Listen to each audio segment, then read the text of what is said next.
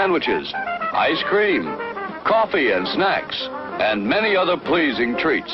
Our foods are fresh and tasty, our drinks satisfying and refreshing. They're so good. Welcome to Average Joe's Drive-In. And now, on with the show. Hey everybody, welcome to episode 86 of Average Joe's Drive-In. I am your host, TJ Washburn, and with me is my podcasting brother from another mother, from another podcast, Dan Fleming from the Potato League podcast. He will be joining me all month long, in and out here and there. I don't know if he'll be here every episode, but probably most of them. And we're here to kind of kick off the whole month of horror that every horror movie nerd just kind of loves October because it's Halloween, it's synonymous with horror. And being veteran horror fans, Dan and I have seen a lot of movies. And we were talking about this ahead of time that there are movies we feel like we should have seen but have never seen. And, those movies like everybody talks about horror. And they'll say, when you bring up, for example, The Exorcist, 95% probably of horror fans have seen The Exorcist. I have not. Not the whole thing. I've seen bits and pieces of it, but never the whole thing. And this is why you're currently sitting in the corner. Yeah, and this is why I'm in the corner. I've got the head of shame on. The cone of shame. But there's those films like that most people, when you're a horror fan, those films are just synonymous with being a horror fan. And there's also those gems that you've always kind of heard about, but maybe you've never actually checked out, or the weird stuff that you've never checked out. So this year, I wanted to check off some of those films that I have never seen but should have seen, and films that I have never seen that just maybe kind of look a little interesting, or just they're random. Being a VHS collector, I have picked up a lot of random VHS horror movies from like the 90s, which, most people would consider that a very, not a great decade for horror, at least until the latter part of the 90s. But, so there's a lot of direct-to-video stuff that I have picked up. They're a quarter or 20 cents or whatever, so I'm going to pick them up because it's horror. Eventually I'll watch them. And I have a pile of those and stuff that I should have checked out. And so we're going to talk about what we have on our list. And I know, are you taking the same approach with this? Or I know you're doing multiple podcasts here. So. I'm a podcast whore sometimes. But I've got a couple. Like the past few years, I've done a theme with the 31 days. So there will be at least 31 that I view that are thematically tied together. And then there's always the other list of like stuff I just haven't seen and want to get around to seeing, stuff that just came out new. Last year was like 2 years ago. I think I topped out at like 70. It was insane. I struggled to hit like 45 or 50 just to find time for that. I lucked out by being sick on one of those weekends. So there was one weekend where I knocked out like 10 movies because I just didn't want to get up and do anything. So like Saturday and Sunday, because who gets sick during their actual work week? It was just during my weekend. That was me a few weeks ago, yeah. So I was able to knock out a couple there, and I'd also done an overnight at work during that week, which is probably what got me sick. So during that overnight at work when all the youth were sleeping, I got to watch like another 4. So, when you can knock out like 15 over 3 days, it kind of jukes your stats a little bit. Jukes your numbers. I say this every year, but I'm shooting to beat my record, which I think was 46 or 47 was my tops. If I remember right. My memory's terrible, so who knows? I may have been more than that, but I'm pretty sure it was 46 or 47. Currently, just the movies I have listed, I have 56 movies on my list right now. That doesn't include the 25 movies I have made a special profile just on Netflix strictly for horror. Because I get tired of having to go through my other list on Netflix. First world problems. I haven't even gone through Netflix or Shudder. This is all stuff I physically own. Not even talking Shudder. I mean, that's a whole other ballgame. You could do an entire 31 just from Shudder. Just from Shudder. Oh yeah, exactly. I have movies that I wanted to see that I specifically looked out that are on Shudder. But just browsing through the other day, because Shudder's really weird with me, like, I might watch 3 or 4 movies in like a week or two, and then I don't even open Shudder for a month. And yeah, I think we've talked about it before. I'm the same way with Shudder, where, I mean, I'm paying like $4 a month for it total. Exactly. So it's like it's not like at the top of my. So I need to watch something from this, or I haven't. So earned if my money. you're a horror movie fan, this is a great time right now to get Shudder, because I still believe, for the most part, they offer a 30-day free trial. Yeah. So it's $5 a month. Seriously, if you're a horror fan, and I'm not sponsored by Shudder, I'm just saying, as a horror fan, that has the movies you're not going to find on Netflix and Amazon for the most part. And they have lots of exclusives. Like, I just pulled up the app. They just I don't know if you ever saw the movie Hell House LLC. I know about it, but I haven't. Really good underrated flick. They've got the exclusive on the sequel, which I've heard is middling at best, but still it's an exclusive. One of the things that's on Shudder that, if you have not watched it, you need to, is Revenge. It's a rape revenge trope type film. You know, a woman gets raped and almost murdered, so she enacts revenge, but it's written and directed by a woman. So it's got a much different take. It's coming from the female perspective instead of a male perspective. Super badass. Yeah. More blood than the human body can contain, which I think makes it really cool. But right out of the pages of Evil Dead. Yeah, they've got that. You can currently stream the Joe Bob Briggs drive-in at the drive-in thing that they did. When they did the 24 hours with Joe Bob, you can now watch each individual film that they put up during that, which I caught like 3 or 4 films during that, and oh my god, it was just so nostalgic to be up. I didn't get a chance to watch it. To be up at like 2 in the morning and having Joe Bob Briggs on there. But yeah, they've got a bunch of stuff. They do a lot of exclusive stuff. One of the things that I really like that they do is they do curated films. Sections. Yeah, that's cool. Like a certain director will come in and pick like 5 of his favorite films, and they'll be on there for a couple months. But yeah, there's so many categories. They just put the show Channel Zero up on there, which is awesome. I've been really curious about checking that out. It's really good. It's creepy as hell. And they also have a show on there called The Core, yep, which has different people from various horror actresses, makeup effects people, directors, writers, people that are involved with horror movies, and it's like a talk show, but for horror nerds, and it's really cool because they'll show you how they do different stuff, play clips, talk about things. So, I think Lucky McKee was on there one night, which was a cool episode. Yeah, Adam Green has been on there. Danielle Harris has been on there. It's cool. I've only watched a few episodes of it because it's one of those weird things. Like, I have it on my computer, so I can stream it from my computer, which is part of the other reason I forget to open it. I do have it on my Fire Stick. Mm-hmm. But in my which my Fire Stick is in my bedroom, and downstairs I use my PlayStation 4 as my streaming thing, and it's not on PS4 yet. Mm-hmm. So that's part of the other reason I often forget that I have it. Yeah, I have it on my iPad, because I've got the same thing. Like my Blu-ray player that I had, which is Wi-Fi enabled, etc., etc. It could not get the Shudder app on there. So yeah, same type of thing. So I always, when I have watch Shudder, I have to watch it on my iPad, which is not the greatest, because it's a smaller screen and you want to watch it on the biggest screen possible. But when I do remember it's there, I'll binge for like a week. Well, that's what happens with me. That's why I'm saying I'll forget that it's there, and then all of a sudden I'll hit 4 or 5 movies on it because I'll be looking through like, ooh, this wasn't on here last night.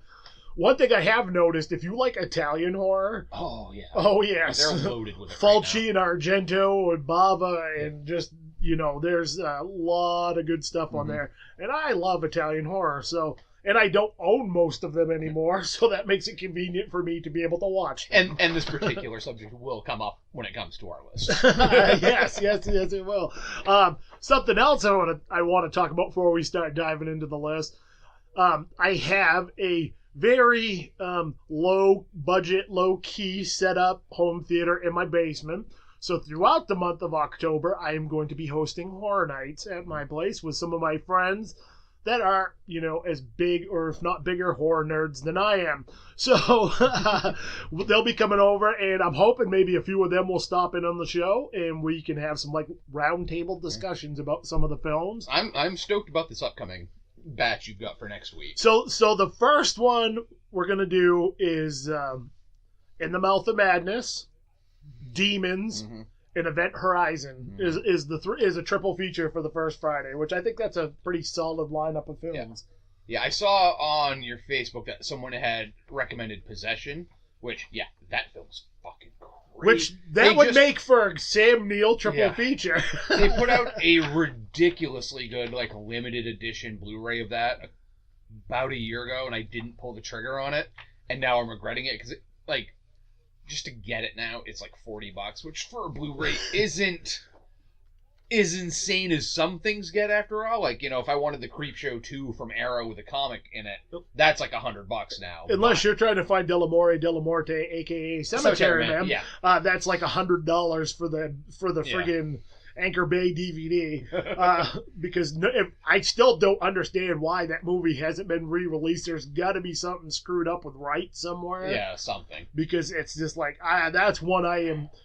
For those of you who have never seen my office, I have a Cemetery Man poster off to my right. Yeah, which is something no one owns. Honestly, Rupert Everett doesn't even have one of those in his garage. Exactly. So I'm a fan, and I would like to have a copy of that again, because I no longer have one. Yeah, that movie's bonkers. I had never even seen it until you loaned me that.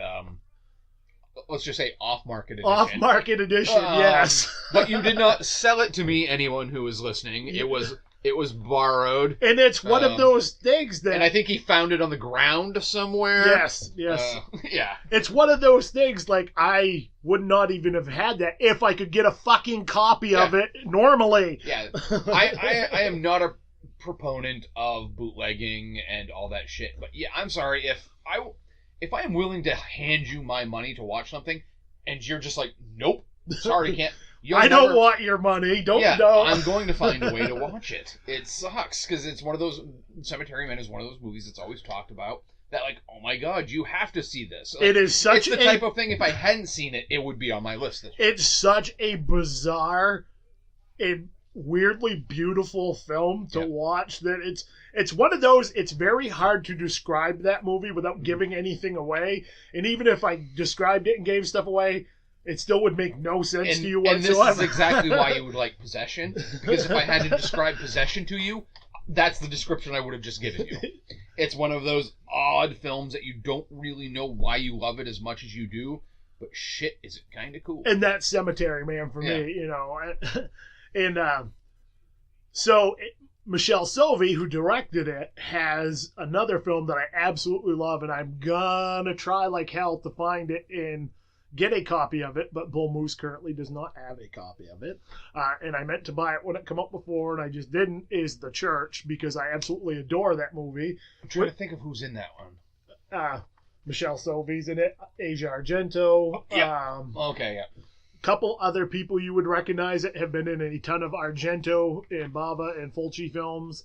I believe the guy that gets the screw through the head in Gates of Hell is in it. I'm pretty sure someone just released a Blu-ray of that. Yes, they did. Yeah. I just didn't get a chance to pick it up. Yeah, it's one of those lower totem pole. It might have been Blue Underground or somebody like that. It might have been. But so that's one I'm definitely getting ready to snag at some point. I do have the 3-disc, 4 billion hour special edition of Zombie coming, but it's not coming out until November. Mm-hmm. I'm very confused as to why they are releasing it in November and not October. That always gets me when someone releases I mean, Scream Factory does it all the time, but then again, they release movies all year long, so they're not going to let November go by without releasing anything, but I'm always just oh, come on, man. Dude, release your horror movies in October or September and do your other stuff in November. Yeah, you've got Shout Factory. Just release some Shout Factory shit during that This is Diabolic DVD, I believe, is the one that's putting out the Zombie. So it's the 4K scan in 2 discs of nothing but extras. So I know a lot of those 80s movies, I'm always wary, though, when they do the 4K scan. Because I'm like, a lot of those had no budget. So I'm like, I don't know if I want to see all the seams in the suits type of thing. You know? But I'll tell you, like, those rescans, I don't know if you've seen the remastered version of The Fog that... I have not seen the 4K scan. No. Because again, I bought the edition from Scream Factory like 3 years ago, and now I'm like, you double dipping sons of bitches. Yeah, that's the one thing that annoys me about Steel Factory. Is like, I just bought the thing because I'm like, apparently that's not going to get a Steelbook. And of course, I bought it, and a week later, they're like, "Oh, by the way, we're putting out a steelbook." I'm like, "God damn it! Now I've got to take this back in." Yeah, I'm not. I don't give a flying fuck, honestly, about steelbooks unless, like, I take that back. I say that, but then again, I just bought a Texas Chainsaw Massacre FYE exclusive steelbook because it had the van and the dead armadillo as the cover. That painting as a cover. I love that, and I don't like the oversized Blu-ray case that they put out a while back. So I'm like, shit, I'll get that too. I normally am not a steelbook guy just because usually there's not a whole lot different between the steelbook other than it's a steelbook and it's usually more expensive. Mm-hmm. But John Carpenter, I am a huge John Carpenter fan. He's probably my favorite horror director. One of my favorite directors, period. But I have been repurchasing all the Carpenter films on Blu-ray because I enjoy them so much, and I decided I was going to get all the Carpenter steelbooks. Yes, and those are gorgeous too. And they look so cool. So, I mean, everywhere gets a steelbook exclusive now, it seems of something, and sometimes they're just utter shit. They're garbage. It's sometimes they are terrible art on them. So I'm just but that's one thing I will say. Shout Factory does an amazing job with their steelbooks.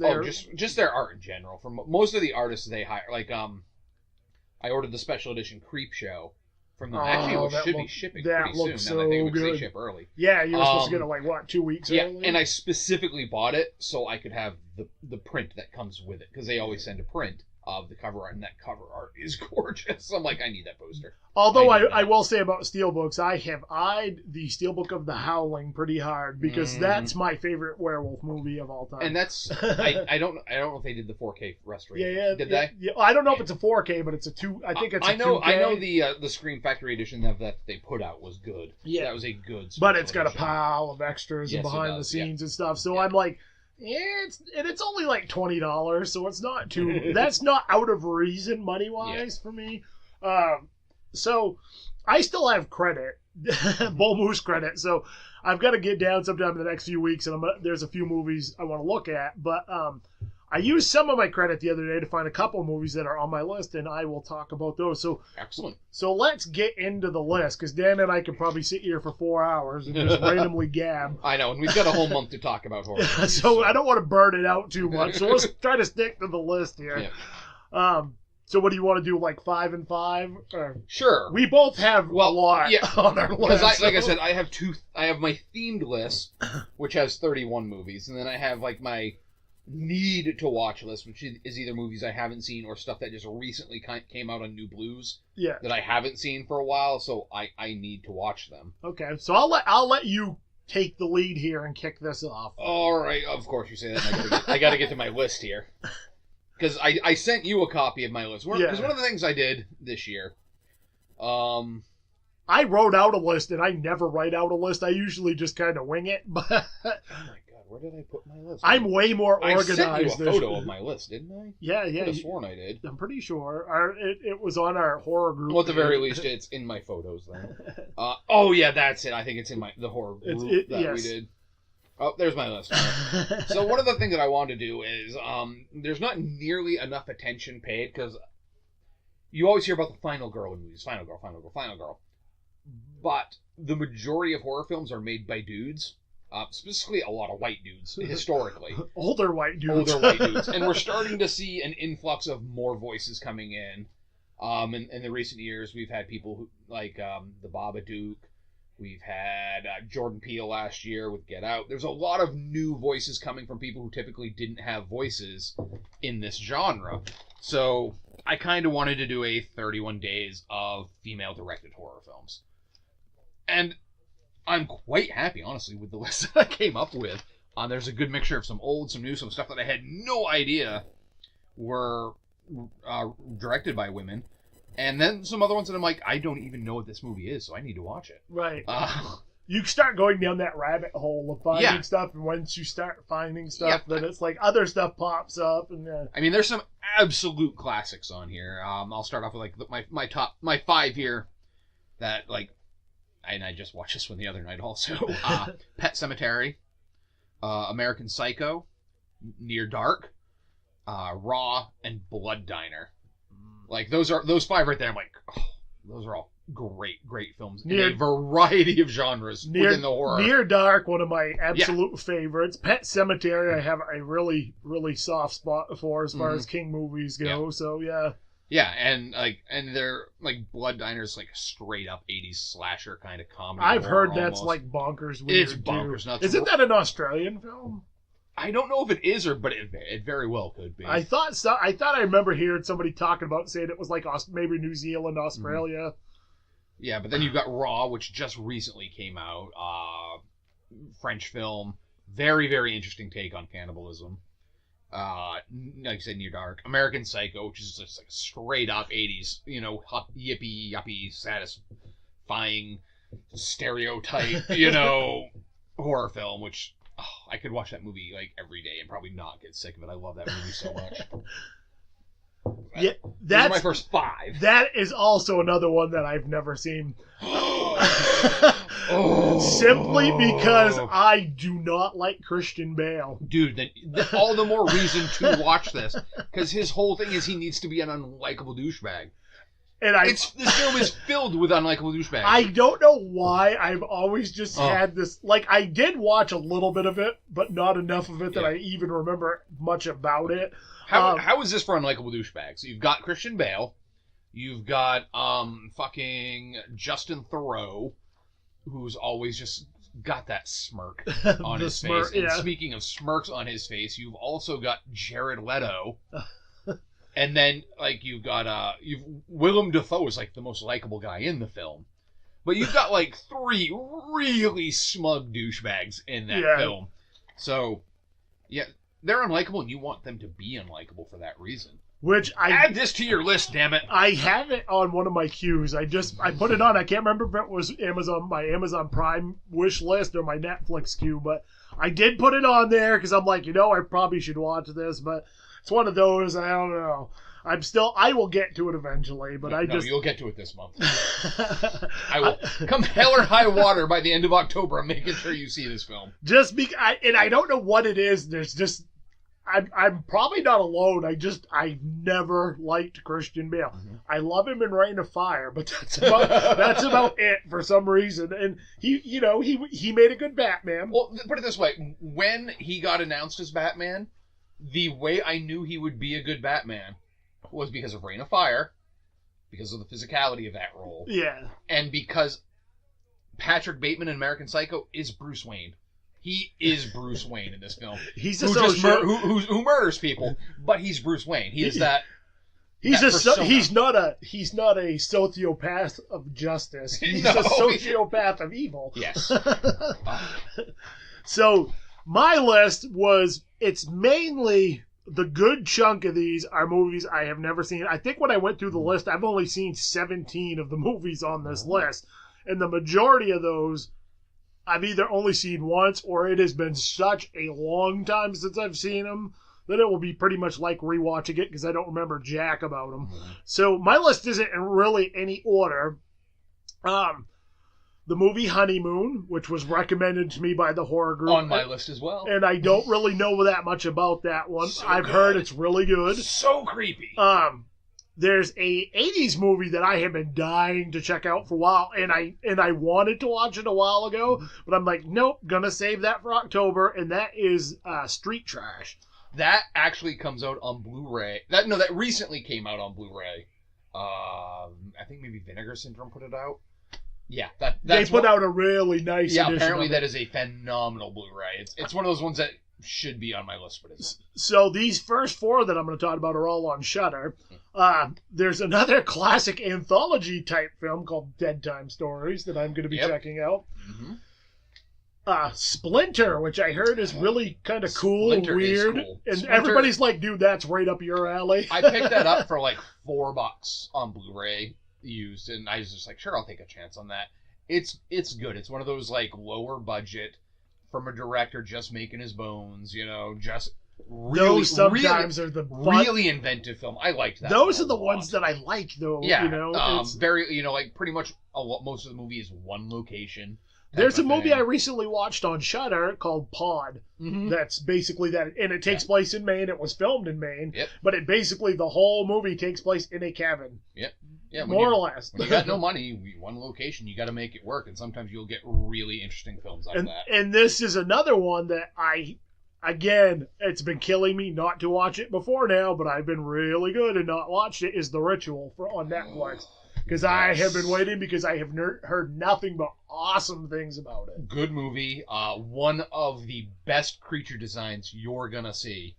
I mean, that film's one of my soft, sweet spots for films anyway. It's about a group of dudes going out, one last hurrah in memory of their dead friend, going on this camping trip. Why is it that guys always go on a camping trip when someone dies or gets married? Because is it synonymous? Because we're stupid. It's Because we're synonymous. stupid and we think we are the conqueror of any and all elements.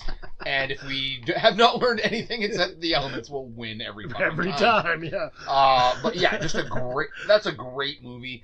It's one of those that pisses me off so much that it's a Netflix exclusive. Because you can't. It's never going to be on my shelf. So Dan has bitched about this a lot on his show. Yeah. On the show, he's a part of the Potato League podcast. If you have not checked it out, it is also on Podbean and every other streaming service on the planet. So just look for the Potato League podcast. They cover a lot more subjects than I do. Yeah, we sometimes way too many in one episode.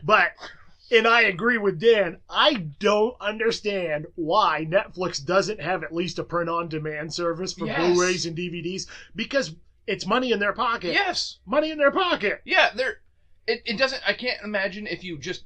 Netflix is wealthy. Very, very wealthy. It's not like they can't afford it. Buy yourself a fucking printing plant, and all it takes is I've got the Netflix app. Put a little button. Order. You've got my address because you've got my billing information.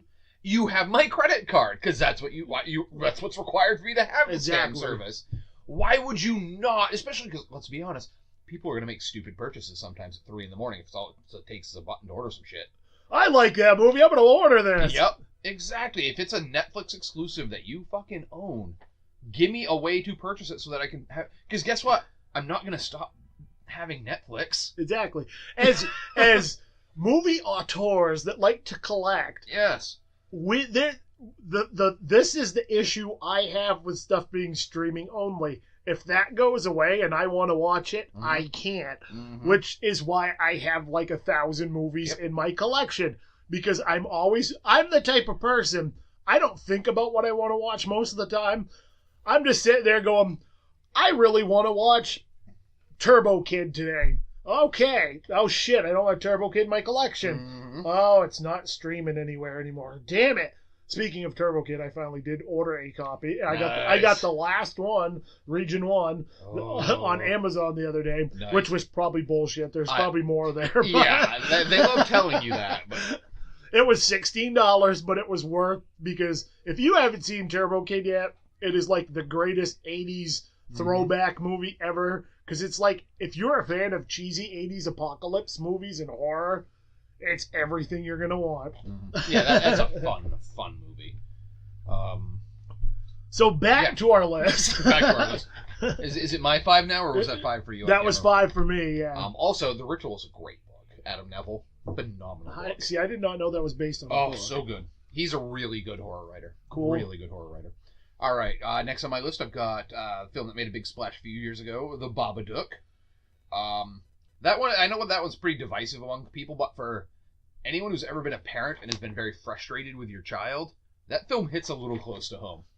Where you're just I definitely will not relate to that. So. I've got the Soska Sisters, American Mary. Love that film. I like the Soska Sisters. Catherine Isabella.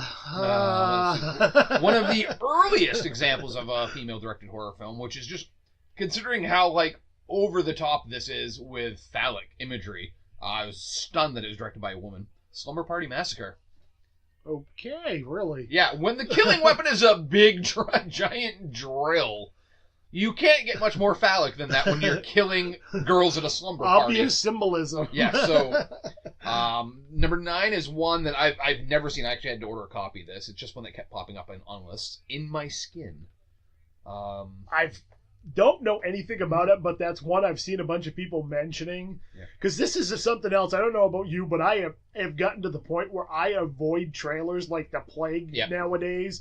I go more by like what people, the horror groups I'm part of, whether it's a positive response or not. And then it's like, all right, I'm going to try to avoid spoilers. And because the problem is 90% of your trailers these days showed way too fucking much. Way too much. Yeah. And then the last one I have is one that this film got kind of buried, which is too bad. I got a lot of backlash because Megan Fox at that time was in Transformer movies, and honestly, she was never given a real good chance to show that she can act.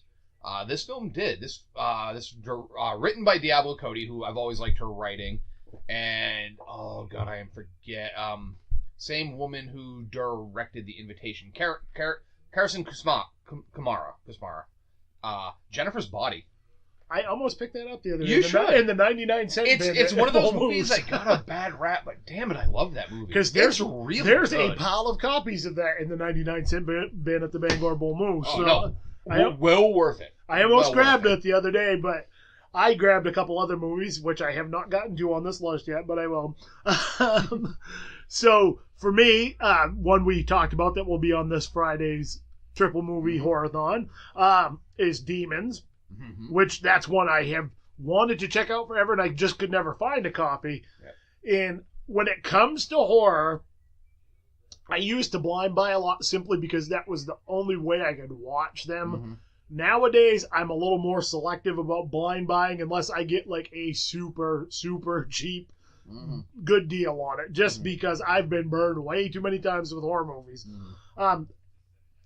Because I know what I like in general, and I love Italian movies, and it's an Argento film, so it's probably going to look beautiful if nothing else. But was that a Dario Argento Presents, or did he direct it? Okay. I think that was maybe Bava who might have done that one. Well, either Fulci or Bava, one of those two. Which Bava, though? There's like 800 of them. Mario Bava. Umberto. Could have been Umberto. Jesus Christ, yeah. Hold on, let me check my Google machine. Use the Google machine while I continue on with my list. One, my friend Shane Grant, who is directing my short story adaptation of Chum, recommended this movie called The Dark Backward. It was Lumberto. Lumberto, not Umberto, Lumberto. Yes. Yes. Okay, so it was a Bava. It was a Bava. We're down the list of Bavas, but it was there. The Dark Backwards, which looks really weird and odd. It's about a guy that grows a third arm, and he's like a ventriloquist. The Dark Backwards.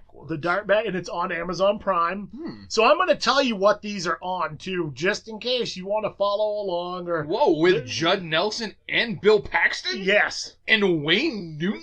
Yes. Oh! So, he recommended, he's like, dude, you'll like it. So I added it, and it's on Amazon Prime right now. So if you have Prime, go find it. Adam Rifkin. No kidding. Directed by Adam Rifkin. Yeah. He's done some stuff. Yeah, there's quite the load of people in that. And it's an early film for a lot of them, so it should be interesting. Yeah. Another one I have on here is called We Are What We Are. I like that one. And I've heard good things. I've seen that one. That is also on Amazon Prime. I am watching a VHS copy of The Exorcist because I want my first viewing to be grimy and dirty. Is it a VHS copy of the new director's cut, or is it an older? I'm not sure. I would have to actually go to my shelf there, and my shelf is not in alphabetical order at the moment, and it's driving me bonkers. But I was gonna say, you've got Spear on top of Frankenstein. What the hell is happening? It's not in order. I think it's in that metal shelf there somewhere, but. Because I'd be interested in what version you're going to get to watch. I think it is the extended cut or unrated cut or something. Yeah, so it's most likely the one that came out in the early 2000s towards the end. Yeah, it's kind of got like a purplish backdrop over the name, and it's So it's that version is the one I'm going to watch. But I want to watch something that's kind of got that grit and grime to it if I'm going to watch it for the first time. That way when I watch a better version of it eventually. I'm excited for you to watch it. I really am. It's one. I mean, it's a touchstone. Every time, like, my friend Matt lives right outside of Washington, D.C., and, like, every time I go and visit him, I go and walk the Exorcist steps. Every fucking time. Although, oddly enough, the plaque that it has now, because there wasn't a plaque 3 years ago, but they put up a plaque like 2 years ago, the plaque spoils the ending of the film. Which, I get it, it's not the type of thing that, I mean, like, you're not going to be, it's in Georgetown, towards the far end of Georgetown. So right. If you'd never even seen The Exorcist, you wouldn't even know what the hell those steps are. They're just big steps between two streets. As much as I have never seen this, I know what the steps are. I mean, there's a famous photo of him standing at the top of the steps with the fog. Yeah, so it's like, I don't know why you would spoil the film on the plaque, but I'm guessing most of the people who seek out those steps have already seen it. Yeah. I have yet to go at nighttime, though, which I've always been there during the day. My friend Matt, the first time he ever went, was on, like, a foggy kind of rainy night. And he was like, I was pissing my pants. Was he listening to the theme while he was doing it? No, gotta do that, put on the headphones and listen to the theme. Hell yes. Next trip. So, and the next one after that is one so there's certain types of films, and I have talked about this before. One, I hate cannibal movies like There's No Tomorrow. Just despise them, don't like them. If they're in a certain context, I can deal with them. Cannibal movies are there. I'm also not a big fan of torture porn and rape revenge films, but there are a few that I do enjoy. I don't know if you could throw Hot Tension in there, or High Tension. It's kind of, that's a rough movie to watch too, for me anyway, but I love it. Great movie. But until the end. Until the end. That twist pissed me off so badly. Yeah. Great movie until that end. I love Aha. I think he's a great fucking director. He makes some great cheesy films. But dear God, that ending pissed me off. So this is neither of those. That's none of these films, but the movie that pretty much put Mr. Wes Craven on the map, and that is Last House on the Left. Oh, yeah. And I have heard so much about how great this movie is, but also how disturbing this movie is. That film, and again, it's because I've heard it's just grimy and dirty and not in a good way. I can only watch it like once every 10 years. It's and this will honestly probably be a one and done for me. But I mean, that doesn't stop me from picking up, like, because Arrow just put out a ridiculously amazing special edition. And I have Dan to thank for my copy of it because I had both a Blu-ray and a DVD of it. And at some point, I'm not even sure if I ever watched the Blu-ray I gave you, because I had it on DVD and I had watched that, and then the Blu-ray had come out and I got it cheap. I'm like, okay, so the next time I watch it, I'll watch it on Blu-ray. But then, before that happened, Arrow put out the special edition. So I'm like, I still probably a good year or two away from watching that, because that film is dark and disturbing. That's one of them ones when I watch it, I'm definitely watching a horror comedy directly after it, because I need something to cleanse the palate. I already am planning that. I'm going to watch like Cooties or something afterwards. Like, that's the type of film, like, you're like, shit, this... I need to go take a shower, and I feel probably dirty. met people like this. You might do shit like this. So, speaking of this, also, I have Dan's DVD copy of this, so at some point this month, I'm going to do a DVD giveaway. Probably when I review the film. It will be that day. I have no idea the order I'm watching any of these films in. It's going to be kind of what how the mood strikes me when I watch them, because I know there's going to be certain movies I have to watch something a little lighter around them. Yep. That's one of them.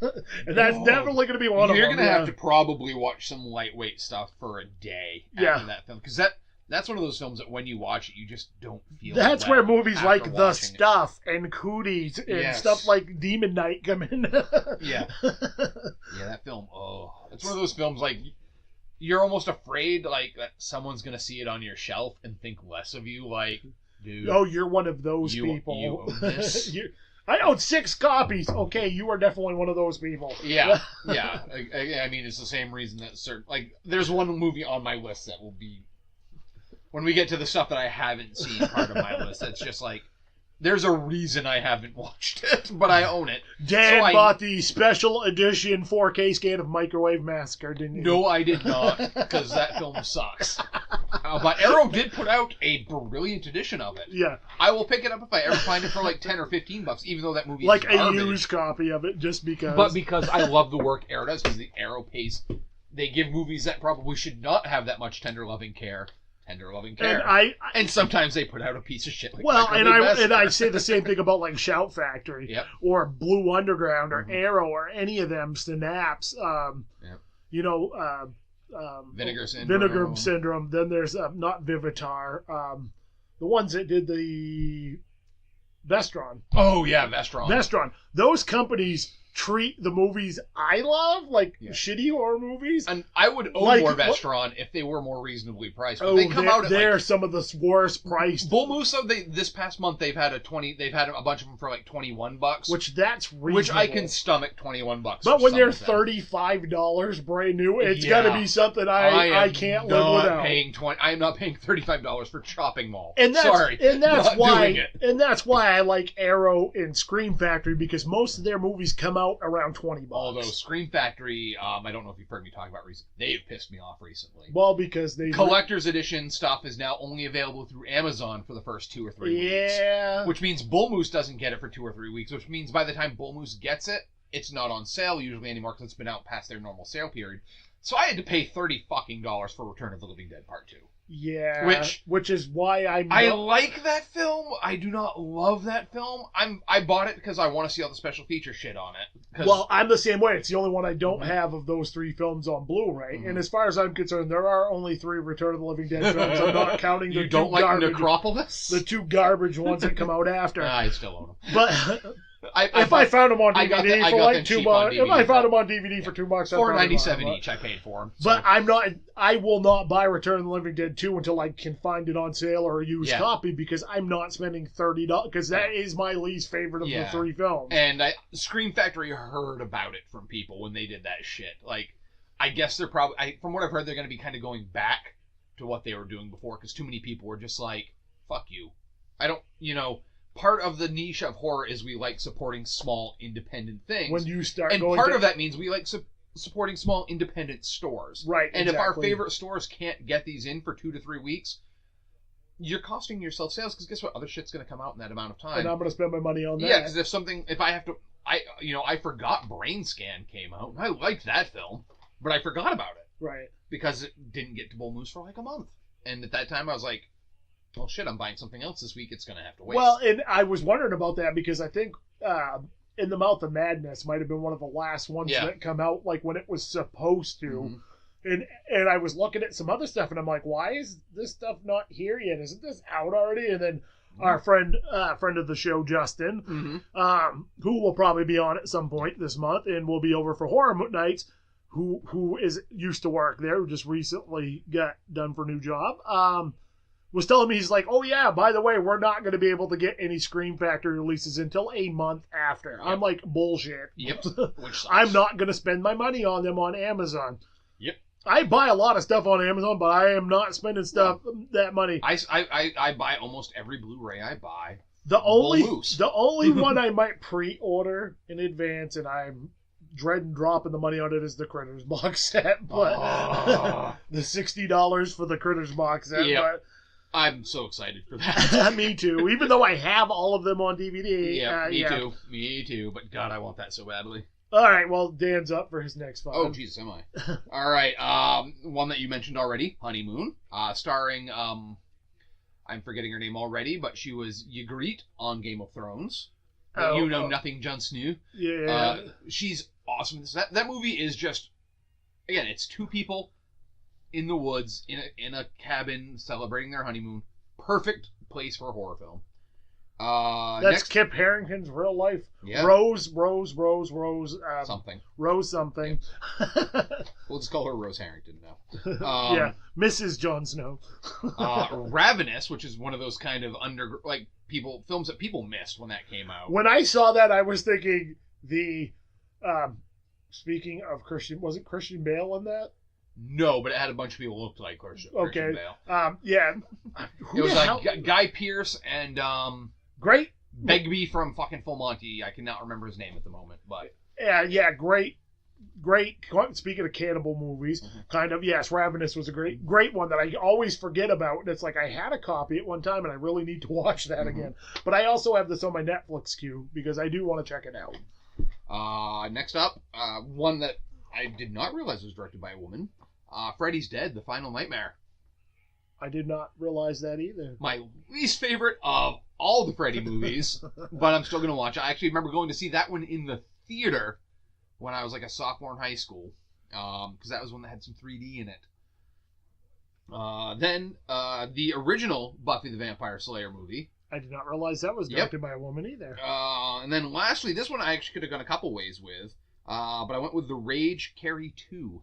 Because the modern remake of Carrie is also directed by a woman, but The Rage Carrie 2, I don't think I've ever actually seen. Because there was Carrie, there was the remake of Carrie, there was a TV remake of Carrie, and then there was The Rage Carrie 2. Yeah, which was a sequel to the Sissy Spacek version many, many years later. And again, I don't think I've seen it. So. It's one of those ones I know absolutely nothing Now we're starting about. to get into the ones I had no idea that movie was... A lot of these I didn't know existed, so... Yeah, okay. I hear you there. There's a few that I have on this list that I was like, I've never even heard of this, but what the hell? So the next up for me, my next 5, is Phenomena, which is my favorite Argento film, and I have not seen that movie in probably 10 years. And they just put it out on a Blu-ray that I picked up, because technically I've seen it and I have not seen it, because it has 2 different cuts. 2 drastically different cuts from what I've never... Well, there was the U.S. it's version... It's got 2 different titles, too. Well, the U.S. version was called Creepers, if I remember right. Yeah. I saw Phenomena. I saw the actual... Because I used to own it on DVD, the Phenomena version. It's been so long since I've seen it, I don't know which version. I just remember the weird, creepy little kid thing. I don't remember which version I saw. I just remember that it had Jennifer... Conley. And it opens up with Flash of the Blade by Iron Maiden, which is... One of the versions does. I think the second one has a different soundtrack. Yes. So, well, I've seen it and I have not seen it. It was probably due to rights issues, it's like the Schrodinger's cats of films. I don't know which version I've seen, but I've seen it and not seen it at the same time. Another film, the next film, I have only seen once shortly after it came out, and that is The Witch. That will be... Robert Eggers. Oh, such a good movie. I drove all the way to New Hampshire to see him present that film at one of the theaters down there. I want to see his new, what is it, The Lighthouse is the new one? Yes, and he's also apparently working on a Bride of Frankenstein at some point. Cool. Or something along the... No, I take it back. He's working on Nosferatu at some point. But, yeah, I love If you like awesome atmosphere in a movie, that is a movie to watch. Not to mention, it's a slow burn, but the payoff is so worth it, in my opinion. One of the most meticulous attention to detail films you're going to see. And you get to live deliciously towards the end. Yes. Love that movie. Another one, the next one up is one I only watched once. Liked the movie, didn't like the way the werewolves looked. For some weird reason, because I'm a nerd, the ears made me think of elves, and it drove me nuts. And that is Late Phases, which, if you, Nick Valici and, the guy that played Rusty in National Lampoon's Vacation. And the Vegas Vacation. Ethan Embry is in it, and I love Ethan Embry. Believe the dude that's in... Ethan Embry shows up in so many cool horror flicks. And there's the other guy. Boy, he's in a ton of movies going back to the 80s. He was in That Thing You Do, played the drummer, plays the... Tom Everett Scott. Thomas Everett, yes, he's also in it. And Ethan Embry was also in That Thing You Do. That's true. That's right. He was the bass player that wanted to go in the Marines. Yeah. So now I'm gonna have that song stuck in my head all weekend. So I haven't seen it since the first time I watched it. Like I said, I liked it, but the werewolves' ears drove me nuts. The werewolves looked badass, other than their ears. It was a lower budget film as well, so it looked really good for the budget it had. And because I watched that shortly after I saw Stakeland for the first time, which I absolutely adore. Stakeland. Not Stakeland 2. Stakeland 2 was not so good. But I didn't hate Stakeland 2, but it definitely was not the first film. Stakeland was one of those, that snuck up on how good that was. Again, you want to talk about a film with great atmosphere? Mm-hmm. That was one of them. Next up is Event Horizon. This is one of the I'm ashamed I have never seen this film movies. And that's one of the holy grail films for the cut that's supposedly out there somewhere. Like the Friday the 13th Part 7 that got butchered all to shit. And we're this never is one of get those where, apparently there is some, like if you've got, like there are scripts out there where there's some, basically the premise for Event Horizon is Hellraiser meets aliens, essentially, in outer space. Or as if I've heard it, a more disturbing version of the black hole. Oh, yeah. That definitely, add a lot more sex and violence to the black hole. But there's there's a cut of this film out there somewhere where this film had like hard R footage. Almost X-rated. And so much of it got chopped because not Paul Thomas Anderson, Paul W. Anderson, he's done he's done like a bunch of the Resident Evil films. He's a serviceable genre director. But this is my favorite film of his by far. And that's what I've heard everybody say. Yeah. See, I like the Resident Evil movies in all their just cheesiness. They're cheesy fun. They're not good movies, but they're fun and enjoyable enough. That's a series that I will throw on when I really don't want to have to think at all. Yeah. And so the next one up is one I know nothing about, but Dan hooked me up with, and that's The Editor. Yes. And I will be watching that on Blu-ray. And one of my friends, Eugene Weaver of the Movie Freaks, I believe had seen this, and he said it's like bonkers, kind of trauma-ass, just crazy weird. Yep. So crazy weird is a good description. So I'm looking forward to checking that out. Yep. All right, am I up? You're up. All right, I've got one of this list. Ooh, I've only kind of ever really seen one of these. Of this 5, Girl Walks Home Alone at Night. An Iranian film, vampire film, black and white. Which I've heard very mixed reviews on. Really liked it. I thought it was really, really interesting. Loaded with metaphor, loaded with symbolism. Very, very, it's very art house. Yeah. But I liked it a lot because it's the type of thing you don't see, this type of genre film as. It's takes place in Iran. Not a place you see a lot of horror movies. The main character is a woman, something that doesn't happen a lot in Iran, I am sure. But the allegory of, female repression is heavily present in that film, and it works. It works really well. One that I have not seen, and I'm surprised I haven't, Humanoids from the Deep. Love it. That's one of my favorite Corman films of all time. I've never seen it. But female directed. Another one that I have not seen, Office Killer. Never heard of it. Sorority House Massacre. Not to be confused with Slumber Party Massacre. Or another one that's going to appear on my list, House on Sorority Row. Yeah. And then lastly, Trouble Every Day, which is another one that's I've heard good reviews, and it stars Vincent Cassel, who's just a creepy dude anyway. You could put him in he almost turns Ocean's 12 into a horror film because he's in it. He's just one of those guys you just look at him and go, I'm going to catch Hep C just by being in the room with him. He's the guy they get when Clint Howard's not available. But I like him. He's just an odd dude, but he's been in some really great shit. I mean, I loved Brotherhood of the Wolf. Good movie. Irreversible. He does good work, but we'll see how he is in that one. All right, on to you. Oh, back to me already. All right. One I've only seen once, and it's been a long, long time, and I don't remember dick about it other than the guy eating the crap coming out of the ground, and that is The Stuff, which I will be watching on Shudder. I've got a great Arrow Blu-ray of that. So good. What I mentioned about having to watch after I watched Last House on the Left, and that is Cooties, which it's kind of like the Deadpool of horror movies. It's so self-aware that it's funny, especially with Frodo Baggins. Yeah, Frodo, Rainn Wilson. It's got an awesome cast. Awesome cast. Written by Lee Whannell, who, those of you who don't know, is pretty much like the godfather of the Conjuring universe. Wrote Conjuring 2. It was one of those... Directed I can't remember who directed. He also wrote the Insidious films, and he directed Insidious 3. But he also just recently did Upgrade, wrote and directed Upgrade, which is just a bonkers fun film. Boy, I turned Upgrade off halfway through. It bored me so bad.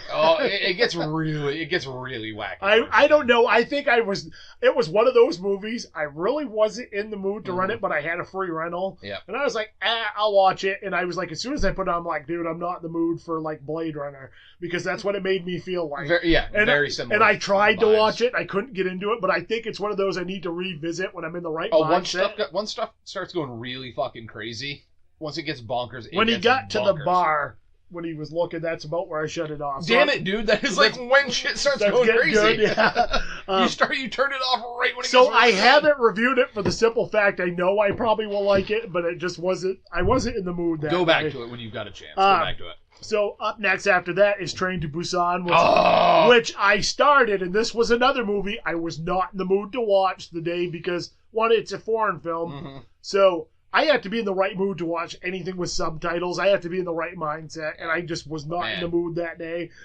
Just 28 days later, zombies on a train, man. On a train.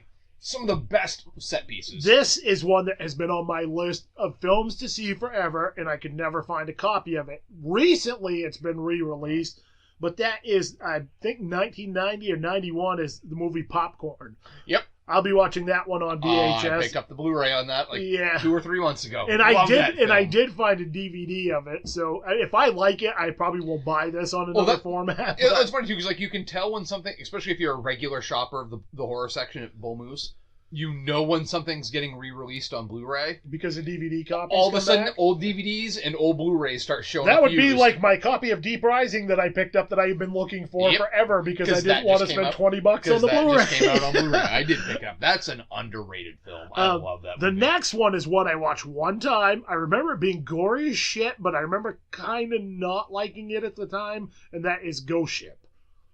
I remember parts of Ghost Ship being really good because I worked at the video store. I think when that came out, if I'm I think it was very disjointed. If I remember right, like it was really good, and then parts of it were terrible. Yeah, I remember thinking like the opening. I remember being really good with the wire coming down and like decapitating people, and like there's some scenes I remember vaguely, but I don't remember much about it. But it's one that I wanted to give another shot because I was like, I think that's one of those movies that maybe looking at it now, because so often especially when I get hyped up, because I think that was one of those films a bunch of people kind of hyped up to me, and I watched it and I'm like, really? I was like, it's okay, but going back now, having probably 15 years since I've seen it, I'm kind of curious to see where my mindset is on it now. So back to you. All right. I have not seen any of this 5 at all. One of them I own, but I haven't watched it yet. XX is a horror... like an anthology. Anthology, all written, all directed by females. Got really good reviews. So I bought it. Haven't watched it a bit because I knew I was going to wait for it.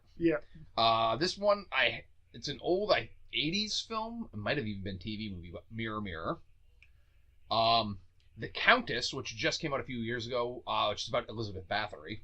Ooh, well, that's a subject right there. Yep. Another one, I can't remember a damn thing about it right now, but it's Among Friends. And then Blood Punch, which I think is available on Shudder. The sequel to Blood Diamond? No, but should be. With that title. Maybe it's an unofficial It's a loose tie-in. Yeah. So, up next for me, again, another one that I feel ashamed I have never seen, because this is like synonymous with just 80s splatter and sleaze, is Pieces. Friend of the show, who will probably be on this month at some point, Rick White, recommended this to me a long time ago, and I just never got around to seeing it. Yeah, that film is bonkers. It's a naked puzzle and killing his mom, and and just a weird cast of characters that you're like, why is this guy like? There's a dude who knows kung fu in this movie. Don't know why he's there. Lots of Freudian allegories, apparently, too. So up next, this is a double feature of something I picked up on DVD that I have not seen either film in years.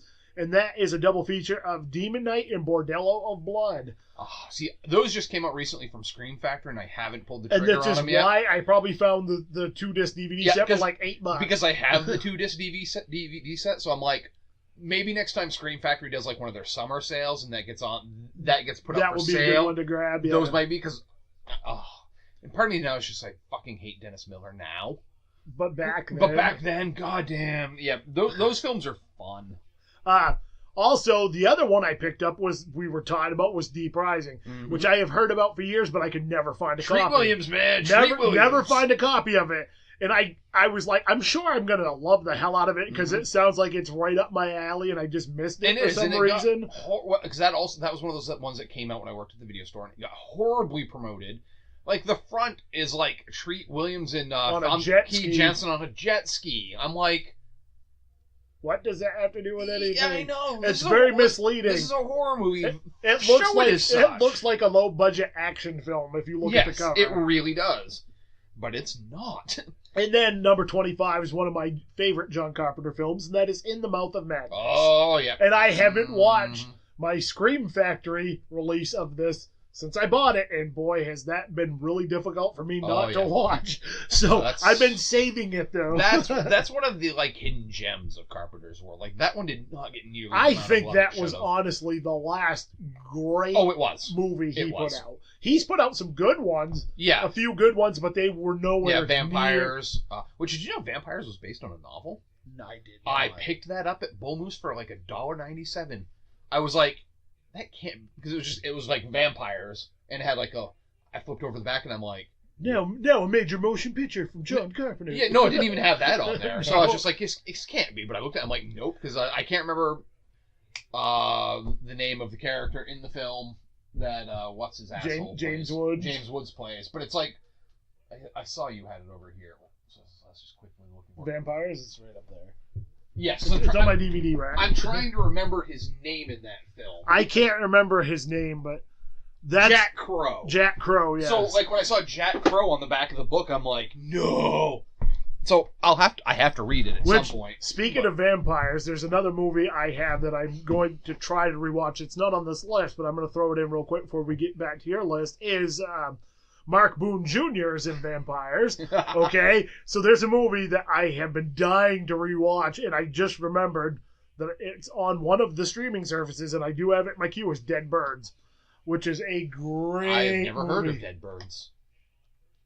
Really? Adding it to my list. Add it to your list, Adding dude. it to my list. Dead Birds is just fucking bonkers. It takes place during Civil War era South, and they are holding up on a slave plantation, and it's fucked up because it's paranormal based. Interesting cast. Dude, it's loaded, and it's so cool. And this was Henry Thomas from E.T. This was Patrick Fugit from Almost Famous. Michael Shannon? Oh, yeah. It's loaded. It's loaded, dude. It's one of those movies. Mark Boone Jr., Isaiah Washington. Yeah, this is a good cast. And it's a fucking amazing movie, and I haven't seen it in years. I used to have a copy. It's got a terrible DVD cover. Oh, the cover is awful. But yes. That does not scream Confederate soldiers holding up an abandoned plantation. No, Jesus. Yeah, this looks good. Dude, it's gory as shit and just weird, bonkers craziness. There was a movie called Dead End that came out about the same time as that, and I happened to watch those at the same time, so I always associate those two films. Dead End's great if you haven't seen that yet. I have not seen that. It's got the older lady from Sinister in it that plays the... Dead Birds is available used at Bull Moose. Guess where I'm going to be stopping on my way home? Probably for like $3. $4.97. Yeah. Pre-owned. Yep. So I will be going and buying that. Dead End. You would love Dead End too. Oh, check that out while you're there. It's right next door. You can probably find that for like $5 too. Dead End. Yep. Let's see if they got it. And it's might damn be making double purchases today. And that cast is loaded as well. Yep, that's it right there. Oh, Scarborough has a used copy. Maybe I'll have him order it for me. But I do believe that is on one of the streaming services right now as well. But Dead End's, bonkers, weird, crazy too. Cool. See, I love it when I don't hear, when I've never even heard of shit. And they come out at that weird time, like right when horror was just starting to, like when Dead and Breakfast come out.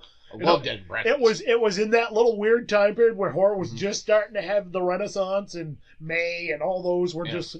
So there was a whole bunch of stuff that come out in a real short period of time, and that was part of that. All right. Next on my list, I've got The Howling 6. Is that the one in the castle, or is that? I can't remember. I don't know what any of them are after 3, because they like after the marsupials, I'm just like, whoa. Okay, the marsupials I actually really like. 2 is awesome. I like because 2. It's so bad, it's wonderful. Yeah, I like 2. Pretty much after that, they all suck, except there is one that they're in. Is there one that has, like, they have it's to like go the back freaks, or the freaks or something? That's not the one I'm thinking of. Okay. The one I'm thinking of, they go to a castle, and it's like a reunion. Somebody died, and they're inheriting the castle, but it's somebody within the lineage. See, this is why, although most of them are garbage after 1, I want a box set of these, because when was the last time you could think of sequels that were just so completely different from one They another? have nothing to do with anything. Yeah. But that one is great, and I have a 4-pack somewhere with that on it. Yeah. So I've got The Howling 6, one I can't remember a damn thing about right now, Kiss of the Damned. A recent one that is supposedly fairly good called My Sucky Teen Romance. I have not seen either 1 or 2, but I've got See No Evil 2 on here because it's also directed by the Soska sisters. See No Evil. It's the one with Kane, the wrestler the Kane, first one. That's fucking who is weird. now a elected official in some states. Yes, he ran for office and he's got elected. Mayor or then something. Chicago, some suburb of Chicago somewhere or something. Yeah. The last 2 of these I've seen and I love them. First one is The Love Witch, which was written, directed, by the same woman, I'm forgetting her name right now, but she also did the costumes and the set decoration. This film took her 5 years to make. Oh, wow. She did everything. But it's about a witch. It plays almost like a 1970s TV movie. It's just got that kind of vibe to it, although it seems like it's set in the current day, but all the cars are old and all the clothing is old. But yet there's still it's very anachronistic with what's actually happening, but it's just part of the charm of it, I think. Yeah. But I liked it a lot. And then lastly is it's a Shudder exclusive, Prevenge, which is about this single mother. She is pregnant. I remember I've heard you talk about this and before. basically yes. she starts becoming overwhelmed with a desire to murder. And is it the baby inside her womb that's telling her to do this, or is she just crazy? So would that be prepartum? Yeah, prepartum homicidalopathy or something. But I like the idea that is this woman crazy, or is the baby, does she have Damien inside And that's her? a really interesting concept, just for the simple fact it's also directed by a woman. Yeah. So you're going to get a very... written and directed and starring the same woman who filmed it while pregnant. Oh, wow. She's really pregnant in this movie. Okay. So she was also on a time constraint when she was filming it. I guess that's one way to use pregnancy hormones, too, Yeah. to your benefit. Yeah, no, good film, and it's free on Shudder. Was that 5 for you? That was actually 6. So I went up to 31. Oh, that's okay. Yeah, I cheated. So staying with the John Carpenter one, another one that I haven't seen in ages, but I bought the Steelbook and I have been holding out on watching it until October, and that is the very underrated Prince of Darkness. Yes. Which is so bizarre and weird and awesome. Yep. And has Alice Cooper in it. Next up, one I missed in the theater because I wanted to go see it, and all of a sudden it just was not in the theater anymore. It just recently come out, and that's Hereditary. Because everybody is raving about how amazing. I got a digital code for that. I'll give it to you. I'll send it to you when I get home tonight. Sweet. That movie's fucking awesome. If what's her name? I heard I heard disturbing as shit too. Oh, very, very. You're never gonna one of the characters. There's a whole thing around the noise. It's gonna fuck with you, man. Okay. I'm trying to remember the name. Toni Collette. If she does not get an Oscar nomination for this film, the Oscars are shit in my. Oh, they're pretty much already shit. Yeah. But this is one of the best performances I've seen from a female in a couple years. She's so good in this. Awesome. I'm very much looking for. That's going to be probably one of the outside of Friday. I'm kicking off my Horrorthon on Friday. Just because I like to stay a little bit ahead. Because the last week I just want to watch favorite crap that I love and have seen 6 bazillion times. But from my actual 30 days or so of horror, I want it to be this stuff. See, I've got to kind of do that too, because I've got to really front load my month, because every year have to go. I don't have to. I like going to these, but I have National Homeless Conference, and I have to fly out the 29th to go to Austin, Texas. So I'm gonna be in Austin, Texas for Halloween. You know the Alamo is gonna be playing something cool that night. Yeah. So like I'm gonna start looking to buy tickets now. Are they going to be playing it in the basement of the Alamo? Oh, I have no. The Alamo. Yeah, it's in we're the nerds. basement. Yes, we're nerds. I hope so. Pee-wee's Big Adventure for those of you who are not following along at home. I was like, people are like, what? There's a basement? There's no basement in the What are you guys Alamo? talking about? Yeah. Nerdy movie reference. Yeah, so I'm going to definitely front load because I'll have my iPad with me, so I'll be able to watch something if I want to watch something. But I was gone for a week, almost a whole week last year, so I had to. But I'm like, I kind of like starting a week early ahead too. That way, I can get my last podcast out for the month before Halloween. Halloween's on like a Wednesday this year. Yeah. So that's great because usually I drop my podcast on Tuesdays or Wednesdays. Yeah. So up next is one I've never seen, and I heard it was awful, but I bought it for a quarter on VHS, and that is Fear.com. Not terrible. I mean, it's not great, but it's what it is. The next one is one I've never even heard of, but it has Seth Green and Jeffrey Combs in it. It's called The Attic Expeditions.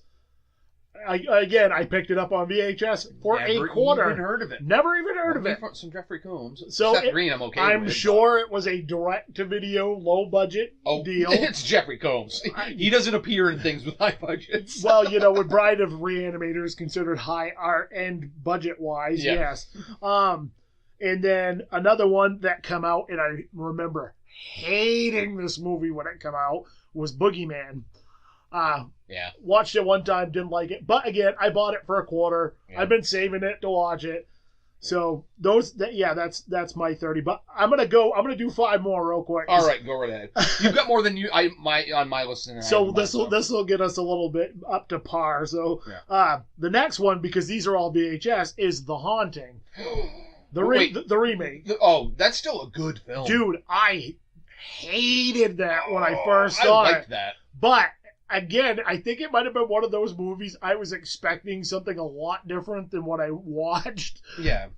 It's got a great cast. It's got a great Hollywood cast at that time.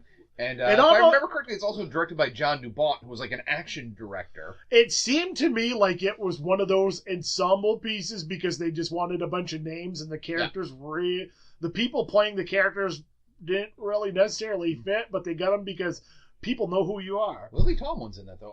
Because I rewatched that last year as part of... Because my theme last year was remakes or sequel. It was all remakes last year. So I had watched that because it's a remake of the Vincent Price film. Yes. And everybody knows I love me some Vincent Price. Well, the Vincent Price film is better. Yeah. And so the next one up is one I have not seen since the VHS days. And it's Johnny Depp's in it. And this is The Ninth Gate. I like The Ninth Gate. It was a good movie. I don't think it was great. I thought it was good. Mm-hmm. It had some moments that were really fucking weird, but they were good. Another one, and I think I may have seen this, but I also may not have seen this if it's because there's like 5 movies with this title, and I can't remember. It's called The Rats. It come out in like mid-90s, late 90s. Yeah. Direct-to-video again. If it's the one I'm thinking of, it has that guy that is in Dead and Breakfast, and he was in May, curly hair kind of. Oh, May. I don't really like him so much as an actor, but he was in a ton of stuff at that time. Actually, now that you've mentioned May, one of the films on my list that I couldn't remember what it was actually directed by her. Oh, okay. The girl from I think it was Among Friends, because Lucky McKee is in it. And yes. She is usually in Lucky McKee's films, movies. Yeah. So they kind of switched off on this. Jeremy something, I think is his name. But I think that's the one, but it may not be. Mm-hmm. Another one that I've heard a lot about, never seen it, and I've heard it's really not that great, but I've also heard a few people like, dude, for low budget, it's really effective. It's called Scarecrow. Yeah, Scarecrow actually was pretty good. So I've heard mixed. That's been one I've heard real mixed reviews. But knowing the type of horror movies I like, I think I will probably dig that one. I think you'll dig on it. Another one, dude, I have not seen probably since it came out. Jacob's Ladder. Oh. So I have not seen that in forever. Jacob's Ladder. I remember fucked me up so well, big. When well, this is the thing. Okay, I watched this. I was probably I wasn't really even watching a lot of horror at the time when I watched this, and I remember this movie fucking just creeping me out so goddamn bad. Oh yeah, because I think that came out on HBO, I think I was 14, so you were like 12. Yeah. So yeah, I think I watched that. I might have been like you watched that too early. I might have been in like 6th or 7th grade, I think, when I watched that, and I remember that movie just messing with my head way too much, and I always kind of avoided it. But I'm ready. My mind and body are ready for this movie. That was one of those films like I went down a rabbit hole with, because I was like, why? What's a Jacob's Ladder? And then you start reading into the the biblical allegory. It's like one of those films that the more you read about what the thought process is behind it, the even better it gets. And just, I want Danny Aiello as my guardian angel. That's a great film. Early Tim Robbins. Yeah. Adrian Lyne, who great directed... great cast, if I remember right. I don't remember much about it, other than just a lot of weird visual shit that messed with my head. When they were in like the party and like his girlfriend's dancing, and then all of a sudden like fucking lizard tail is just out. Yeah, like, what is happening? There was some like just weird visuals. Like I said, the shaky face, which is now like a very common thing. That was like the first time I'd ever seen shaky. Like I said, I remember dick about the movie. Other than there was just some visual imagery that just I was like, what the hell? All right, are we into my next one? We're back to that. Right. Yeah. Now I'm on to my kind of need to watch list. These are the stuff that's off theme, that have either just come out in like a new edition that I haven't seen the film in ages and they just put out a Blu-ray, or the theme we want to talk about, classic ones that I didn't want to have seen. The first one is a classic one that I don't know how I haven't seen it yet. It's The Addiction. Abel Ferrara, who sleazy New York director. Bad Lieutenant, Miss 45, Driller Killer. Didn't he make like a lot of kind of weird like cop type movies? Oh yeah, he's done a lot of weird shit. Just a sleazy director. But this one stars Lily Tomlin. Not Lily Tomlin. Because Lily Tomlin is old. Jesus. Regardless. And it's vampirism is a drug addiction metaphor. Really interesting film from what I've heard. Just came out. Arrow just put it out in a Blu-ray. Picked it up. I've never even heard of it. Next one is Beyond the Gates, which I just recently picked up, starring Barbara Crampton. Is that the one with the two guys? Nope. This one That's is the Beyond. Yeah, this one is two guys. The video store. The video store. Yeah, I really enjoyed that one a lot. Yes, good. Very good. Yeah, very 80s vibe. And it's awesome to see Barbara Crampton in anything. So. This is one of those Arrow films, much like Microwave Massacre, where they did like a sweet addition to a film that probably doesn't deserve it, but I haven't seen it yet. But I was able to pick up the limited edition used, because what Arrow does is they put out a limited edition, which often has like an extra disc, maybe the soundtrack, maybe an alternate cut, or maybe a booklet. Yeah. And then like 6-7 months later, they put out a regular edition that's minus all the extra stuff. Yeah. And everything. But this one, I was able to find a used copy of it at Bull Moose for like $20, and it goes for like $60. So I'm like sight unseen. I'm like, well, shit. Even if it sucks, I can resell this and make some money off it. But it's called Blood Rage. Boy, it has 2 different cuts on it. Apparently it takes place at Thanksgiving, and I'm always looking for Thanksgiving-themed horror movies. I will be watching Thanksgiving Part 3 this year. Because I haven't seen it. That was one of the best things about last year is when Tom and I and like Robin's dad and Tom's brother watched Thanksgiving. I watched Thanksgiving last year based on you guys' episode, so yes. Terrible film. I've always avoided it just because I thought it looked awful, but yes, it was wonderful. It is awful, but wonderful. And then I've got two Stuart Gordon films that I haven't seen in ages that just Castle Freak, which that just got a re-release on, and then Dagon, which is Lovecraft themed. Haven't seen it since it came out originally. Now Castle Freak's one of those ones I've heard about for years, and everybody I know that's seen it's like, dude, it's just they were like, it's gross and awesome. So and Dagon, another Stuart Gordon film with Jeffrey Combs. So. Vestron just put out a really nice edition of it, so I'll I'll be watching that for the first time in like 10 years. Didn't that come out like the same day as In the Mouth of Madness? Yeah, I think it did. Because I remember you and I were talking about that, and you were like, no, I also picked up the Lovecraftian theme. Yeah, because it was In the Mouth of Madness, that, and Beyond Reanimator. Yes. Beyond Reanimator. They all come out like the same day. I'm like, this is heaven. So it's like, I'm broke now, damn it. Yeah, I was. That cost me a pretty penny that week, but I was saving up for it, so. Yeah. All right, your turn. Okay, so up next for me, another one that I have not seen in a very, very long, it's probably been about 15 years, is Flatliners. It holds up well, but not as well as you would hope. I'm curious how gorgeously directed films go. Well, I do, again, one I don't remember a ton about, other than them being like med students trying to like flatline in each other. In the weirdest hospital ever. One that I kind of liked, but wasn't like blown away by at the time. I felt like it would have been better if it was like a hard R and it was the PG-13 horror. It was during that stretch where we just got a pile of PG-13 horror, and I was getting really sick of PG-13 horror, and that's Darkness Falls.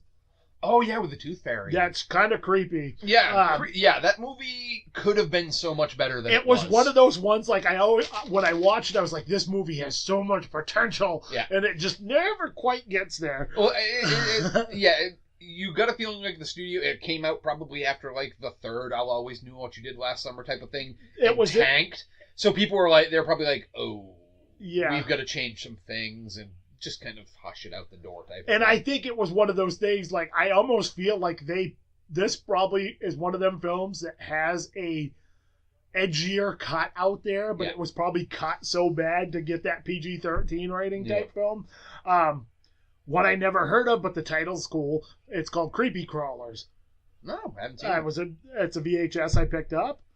One I have not seen in forever, and it is a classic, and that is The Omen. Oh, yeah. Been a long time since I've watched this one. Actually, just the other day, I ordered away for like a 4-disc case, Blu-ray case, because they put The Omen out on Blu-ray a couple years ago. It was cheap. It was like $20 for all 4, but they put it in an oversized cardboard case for no reason whatsoever, and it was one of those, like, it's just like, it has like a little, not even a hard plastic center, but like one of the foam centers. So it just kind of sits in there, but it falls off your shelf. All 4 are falling out. So yeah, I just finally broke down and ordered like a single 4-disc case and printed out a new label for it. And I remember I've only seen The Omen 2 or 3 times, and that's a slow movie, but good Lord, is that movie creepy. Yeah, and the remake is good. The remake I liked with Liev Schreiber. I didn't like the remake. I was okay. I liked it. It's not as good as the I saw the remake before I think I saw the original, and I was curious and went back. I saw The Omen once, then I saw the remake, then I went back and watched The Omen again, and then I saw it one time, and after it was kind of weird because it does happen with me sometimes. And The Omen gives me a moment that freaks all my friends out when I do it, and they don't understand why I'm doing it. When someone will be like, "Oh man, thanks for doing that. That was really nice," and I'll just be like, "It's all for you, Damien. It's all for you." And they just look at me like, "What are you even saying?" I don't get your references. Yes, and I'm just like, "Oh well." In the movie, I'd be jumping off a building right now with a noose around my neck in front of everybody. And then they're like, at the party with everybody looking. Yeah, I really don't get your reference now, but anytime I'm like, whenever I get the chance to say it's all for you, I'm always like, all for you, Damien. So the last one, I mentioned I loathe cannibal movies. Mm-hmm. There is a movie that I have absolutely refused to watch forever, and I've decided I'm still going to refuse to watch it, and that's Cannibal Holocaust. Just because I'm not... Dude, like, I'm an outdoors person. I've harvested animals before and taken care of them and all that stuff, and I'm sure anybody that's out there that's a PETA fan is going to hate me, but whatever. The point being, I'm not into animal cruelty at all, and there's some shit in that movie that just... Well, they straight up do kill some animals. And I'm not cool with that just for exploiting them for... That's not my thing. Yeah. I just don't like it. Not to mention, I'm freaked out by cannibal shit in general. Yeah. So I'm going to go with the light version of this film, and I'm going to watch Eli Roth's remake, more or less remake, The Green Inferno, which I picked up on Blu-ray. Which I picked up on Blu-ray for $2, which is the only reason I have the copy of this. That film got hyped so hard And then it got delayed for almost like a year. I remember. And then when it came out, I'm like, this is it? Oh. I've heard it's not even really gory. It's got its moments, but again, it's a whole bunch of people that I would hate in real life getting murdered. So you don't care about I don't care about any of them. They're all like this. Basically, it's all these people going down to a South American country to go save the world in a situation they know fuck all about, getting themselves into a situation that is way over their head, and then still being assholes about I know I'm going to hate most of these people. I work at a college as my daytime job, so I run across these people constantly, so I'm definitely going to probably be cheering for the people cannibals. Trying to change the world and shit, but again, if you know nothing about, like, you know, infrastructure or geopolitical shit, sometimes you don't know what you're getting into. Yeah, exactly. And you shouldn't. So I'm going to watch that just because it was $2 and I bought it, so I need to watch it at least once. I bought it for like $4 because I'm like, well, fuck it, I got it at the same place you bought yours, but I got it for 50% off because they still had like 20 copies of it. Martin's, right? Yeah. Yeah, because I was like, they have Green Inferno at Martin's. All right. It's too bad that about Cannibal Holocaust is such an interesting story, though, because for those of you who don't know, the director got put up on actual murder charges. For making a snuff film, because he thought, well, this was genius how he did it. He filmed it very much like a found footage film. Like, this was like the great-great-grandfather of found footage films. Yeah.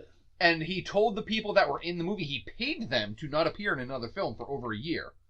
So they were dead. So people really thought, like, he got brought up on court charges because people thought he had actually murdered his actors. Like, he had to fly them in for the trial to say, like, oh, no, look, they're alive. But this dude, they were going to send him away for a very long time because he thought he had murdered his actors. And it's one of those movies that's just synonymous with horror. Like, it's obviously made some sort of an impact, whether the movie's good or not, which I've heard it's pretty terrible for the most part. It's all right. It's kind of boring, to be honest. But, you know, it's one of those movies, it's been out for like 40 plus years, and people still talk about that movie. So it's one I feel like I should watch, but I draw the line somewhere, and that's my line is drawn with that movie. So I probably will never see it. And it's not that I can't stand gore. Dude, I love Lucio Fulci, who's directed some of the goriest fucking films that have ever come out. Gates of Hell, you know. So it's not the gore part of it that bothers me. It's just there's something about cannibals, dude, that just fucking freak me out, and they always have. Oh yeah. Next on my list, I've got two. We had talked about earlier. You love Italian horror. It's a blind spot for me. I've missed out on so much of it. I've seen like Suspiria, and I've seen Demons, and I've seen Zombie. Bay of Blood's a good one if you haven't seen it. I have not. But two of the ones that have just been put out on DVD, on Blu-ray that I need to see, Deep Red and Tenebrae.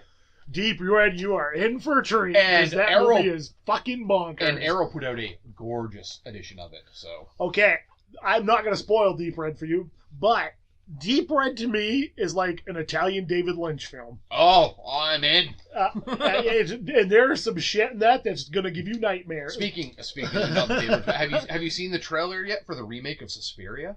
That looks really cool. And I really need to rewatch Suspiria, and I don't own a copy, and it's not on any of the streaming services right now. I'll have to check, because I recently bought a Blu-ray, so I might still have a DVD sticking around. I've only seen it once, and that really just wasn't my thing. Yeah. It was gorgeous, but it was very boring. Most Argento films are very often style over substance. Yeah, exactly. But it's not that I didn't like it. It's just like that's not something I'm going to throw in. Yeah. Just on a regular basis. But I would really like to revisit that one. Next up is one of the ones that's, again, from the 80s. I didn't know if I had seen it because of the name, and it's, when I say it's because it's so much like so many other ones, House on Sorority Row. One I'm aware of, never seen. It came out on Blu-ray like 2 years ago and went out of print, so for the longest time, it was only available on Blu-ray and it was out of print, so like Blu-rays were like $90 to $100. But it just recently got re-released and I picked it up for like $20. So God, let's hope it's worth it. And I believe if any of the listeners out there want to find that one, I think it's also available on Amazon Prime and Shudder, both. So either or. Then one that I haven't seen yet, because I was waiting for it to come out till I could afford the box set of all of them. Phantasm Ravager. I have not seen it, but all of the... Okay, so this is one of the things when I say my week that I am going to watch stuff I've seen or that I'm just holding off on the list. All of the Phantasm movies are currently on Shudder. Yeah. And they're the remastered versions of all the... And I've only seen the first 3, I believe. Yeah, I don't think I've seen 4 either. And the third one, if I remember, was not very good. No. The first 2 are really good. The third one, I remember I may be really confused and bored. Yeah. I loved 2, because essentially 2 is the precursor to the show Supernatural. 2 brothers driving around in a muscle car, killing evil. It's fucking Supernatural. Reggie and what the hell was the other one's name? Yeah. But, yeah. Yep. It's... You can't tell me the guy who created Supernatural was not a fan of that film. I also, even though it's not really a horror movie, speaking of Don Coscarelli, I do believe I probably will end up watching Bubba Hotep at some point during this month. I still need to buy the Scream Factory version of that. Yeah, me too. It's one of those, I didn't have money the week it came out, so it got kind of pushed to the back, and then I forgot about it, and then I'm like, whenever I see it, I'm like, fuck, I still need to buy that. It's such a good movie. If you haven't seen Bubba Hotep yet, I'd count it as a horror film. It is. But it's like horror light, I guess, is what I would call it. It's basically Elvis has been in a nursing home for 20 years and he's still alive, played by Bruce Campbell. Yeah. Who, seriously, like, I don't say this lightly, but the dude could have probably won an Oscar for that movie because he was fucking amazing. And Ozzie Davis playing John F. Kennedy is that right there, those two things. Oh, yeah. If you don't want to see this movie... He's holding up against Ozzie Davis, who himself, I believe, has been an Academy Award nominated And Ozzie Davis is fucking amazing in that movie. If you haven't seen it, it is such a weird movie, but... It's one of those movies that will make you feel feelings, despite it being so weird about Bruce Campbell and Ozzie Davis fighting a mummy in a retirement home. Written by, who wrote that? Joe Lansdale. Joe Lansdale. Yep. So, and speaking of Coscarelli, he just recently put out kind of like his Lloyd Kaufman kind of memoir. Oh, nice. Like how to make low-budget films / my memoir. Oh, cool. So I'm dying to read that. That would be really cool to check that one out. Because for those of you who don't know, you've all seen, and most of people our age have seen and loved a Don Coscarelli film that they didn't realize was a Don Coscarelli film. And I'm probably one of them. The Beastmaster. No, that's right. That is a Don Coscarelli Yes. film. Yeah, I do know that. I was like, what movie are you talking about? Is there something I missed? Yes, Beastmaster, which was a TBS TNT staple back in the day. If you are from Maine, you probably watched that movie 8,000 times. Yep. Was that the last one on yours? Yeah, we can skip. Because I've got like 10 more. So okay, well, obviously, yeah. Okay, I'm gonna double up then if you got 10. So I got, let me see, 1, 2, 3, 4. So I'm gonna do 8. I'm gonna do 8 and 8 for my last one. Sounds good. So the next one's Lights Out, which is that's fun. I liked that movie. I'm gonna watch that one on Vudu. That's one I've been waiting to see. I just hadn't got around to. The Visit, which is the film that kind of brought M. Night back from Oblivion. Also really liked that one.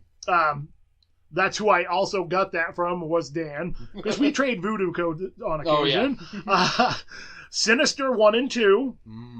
Because 2 not so much, but I love Sinister. I've never seen 2. It's been quite a while since I've seen the first one. Love Sinister. Same with these next 2. Seen the first one, haven't seen the second one, and that's Conjuring 1 and 2. Mm-hmm.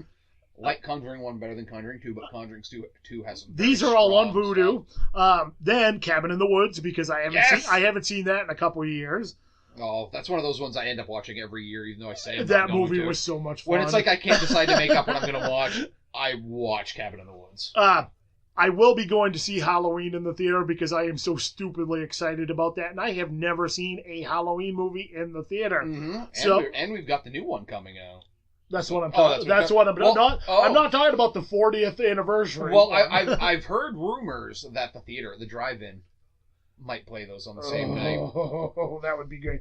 Dan, we might have to go on a mandate for that. Oh, yeah, if they don't, except they'll probably play it when I'm in fucking Texas. Probably right. So yeah, that's those 8 right there, and then. All right. One that I've never seen, but it's come out on a Blu-ray edition.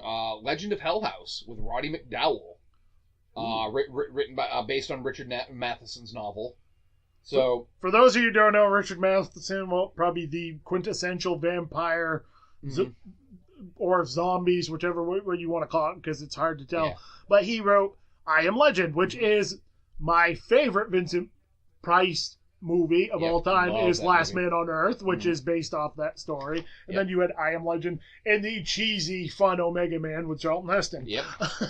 So it's one of those ones I've always wanted to see, and I've just never... I bought it, and I'm like, all right, I'll watch that. A recent one that came out, Marrowbone. Which Adam Green, which I've heard is really... No, that's not. That's Digging Up the Marrow. Digging Up the Marrow, I actually really liked. I've heard that's cool, really yeah. Good. Marrowbone, it's a very recent one, has a bunch of, like, Anna Taylor-Joy from The Witch. Who she's phenomenal in that movie. Charlie Heaton from Stranger Things. It's about a young family and just some weird shit that happens to them. So I remember seeing the trailer for it, and I'm like, I'm really not sure what the hell this movie actually is about. It looks interesting, but I'm kind of confused by the trailer. I don't know, is this a paranormal story, or is this like some weird family story? Next up, I've got Mohawk, which is written and directed by Ted Geoghegan, who wrote and directed We Are Still Here. This is his new one. Takes place in during the War of 1812. It's one of those that they say kind of isn't necessarily a horror, but it's has elements. Has elements, so I'm dying to see it anyway, just because I really liked We Are Still Here. Then we're gonna get to one on my list, one of those ones, and I'm like, I'm not sure if I've ever wanted to see this, but it's on my list, and they came out with a really nice Blu-ray that I bought, Necromantic. I've heard things. Yeah, exactly. I'm gonna leave it at that. Yeah. I've heard things. I mean, it's basically about a dude who he's essentially an undertaker. He cleans up grisly, violent crime accidents and starts bringing home corpses for his wife to have sex with. And it's from the 80s, and it's German. So, yeah. And there was like a second one, which also got a good Blu-ray release, which I did not buy because I'm like, I really need to watch this one first. There's a great rockabilly band called the Necromantics. Yep. But he also did another one. Like, there's 4 films that this guy directed. Der Toter King, which I also have because it looked really fucking weird. Then one that kind of got a remake during the whole Japanese horror craze, Pulse, which I have not seen. I've not seen the American version either. I have seen the Japanese version of it, and if this is the film I'm thinking of, it bored the ever-loving shit out of me. And I watched a lot of Asian horror during that big renaissance. Like, The Eye has one of the creepiest scenes ever. Yep. You mean it's better than the Jessica Alba remake? Yeah. Dark Water, original Dark Water. Both were actually pretty good on that. Yeah. Jennifer Connelly was great in the other one, but the original... That was one I watched last year. All right, going to yours. I've got 4 left, so... Okay. So I'm just going to reel off the last 8. Nick Cage movie that I have been waiting to see for a while, and I think you've already watched this one, and that's Mom and Dad, which I've heard's fun. Which also one I'm just going to add to my list right now. Mandy. Nick Cage, Mandy. If that comes out like Halloween Day, doesn't it? It's VOD right now, but yes, the physical copy will come out. Even though I only have to wait about a month, I'm still considering VODing it right now because it's getting ridiculous. I don't VOD jack squat, but that's also one everybody that I know that has watched it is like, dude, this is like quintessential Rage Cage, and the movie itself is just awesome and weird and wonderful. So I've also thought about VODing that. We'll have to see. Next one that you talked very highly, and that's Mother. Mother! I actually just bought that 2 days ago, too. Me too. Was it $3.99 in yes, the red box? Yes, it was. I just picked that one up. I'm just like, it's $4, dude. I'm just going to buy it. Yeah, I bought that like Insidious Ghost Key. So they were both like $4. I bought Mom and Dad and Mother for $3.99 through Redbox. Yeah. Well, that was me knocking over the mic with my hat. That's all right. Ambiance, background noise. This is a movie I have wanted to watch forever, and again, I picked this up the same when I picked up Green Inferno, and that is The Thing from Another World. Yes. Which, for those of you who don't know, that's more or less what The Thing by John Carpenter is also based at Martin's on. That I bought too. I got it for $2. Yeah, I paid for it. I just wasn't patient enough. One I've been waiting to see forever, and I watched a film that's very similar to it, but I loved. which was called Mayhem, directed by Joe Lynch. Mayhem was good. I really liked Mayhem. That was fun. And that was better than the Belko Experiment, which got much more. This is praise. the movie is the Belko Experiment, which I just picked up again because it's good, but it's not as good as Mayhem. Then we're gonna get into the weird alien movies that I have wanted to revisit for a long time. The Fourth Kind, which legit creeped me out the first time I watched it. That gave me the Fire in the Sky type vibes. Which will be followed by Fire in the Sky, which I just found a copy on DVD. Whoa! And it's like well done. I'll show you. It's a special copy too. So because that's one of those ones that's like I happened to be looking for it, eternity. and the person I was with was like, I was like, I really wish Fire in the Sky. She's like, you mean Fire in the Sky? She sits right here on the shelf. I'm like, what? I was like, I don't care how much this is. I'm going to buy this. I'm like, okay, and it's $4. Yes. Well done. I'm so excited to read this. That's one of those ones I've been looking for years. Same here. Yeah. So when I found it, I was just like, oh my God, I'm buying a copy. Just that scene where they drape that weird, like, almost looks like... it's like almost like a second skin. Yeah. Oh, that freaks me out. And I remember, too, because that happened... Like, the date that happened was Phil Woodard's birthday. Oh, like, cool. the day Phil Woodard was born on. And him and I were like, God, that explains everything, Phil. We watched it together, and he's like, that's my fucking birthday. And we're like, oh, weird. Dude, that explains so much, Phil. Now I understand. Shout out to Phil, if he happens to be listening to this. The other one that I have only seen once, and I loved it when I saw it, I just never got around to rewatching it, and I bought a copy of last year, is the Evil Dead remake, which I heard they're releasing an unrated version. They're releasing the unrated and version. I guess that is gory as shit. Yeah, they're saying it's like 5 full extra minutes of gore. Ooh. Which usually when you hear something is unrated and they're adding in some extra gore, it tops out at like a minute tops. Yeah. Because most gore effects aren't that long. No, it's like a 5-second shot. Yeah, but they're saying like this has like a full 5 minutes extra. And it's been available on iTunes for a year. Yeah. But I'm like, nope, I'm not buying it because I want the physical copy. I'm not rewarding them for not making this available. Exactly. And the last one on that list is one that I should have seen, and I just never have. It's one of those synonymous movies when people talk about horror, whether the movie is awesome or not, is the Amityville Horror. Mm-hmm. And I have never seen the Amityville Horror.